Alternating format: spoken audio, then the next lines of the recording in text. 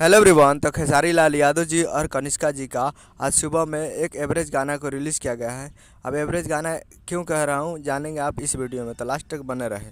और इस गाने को लिखे हैं डिक्के दीवाना जी और म्यूजिक है आर्या शर्मा जी का। और इस गाने को गाए हैं खेसारी लाल यादव जी और शिल्पी राज जी। तो हमें लगा कि डिक्के दीवाना जी जो कि नए राइटर है और अच्छे गाना लिखेंगे और नए चैनल से भी आने वाला है और नए राइटर का भी है, तो बहुत ही अच्छा गाना होगा। तो हम सुनने के लिए उत्साहित थे। और आज सुबह में ही इस गाने को 11 बजे रिलीज़ किया गया है और 11 बजे से हम जाकर इस गाने को सुने।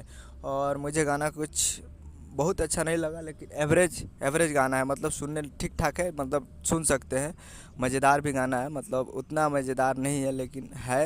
एवरेज गाना आप सुन ठीक ठाक है तो आप सुन सकते हैं। तो एवरेज है और उतना अच्छा नहीं है। तो नए चैनल से आया है, हमें लगा कि वायरल करने के लिए अच्छे गाने दिए होंगे नए चैनल को। तो कुछ खास नहीं है। जी हाँ, कुछ खास नहीं है। तो जाकर देख सकते हैं और सुन सकते हैं। आपको खास लगे तो कमेंट कीजिए।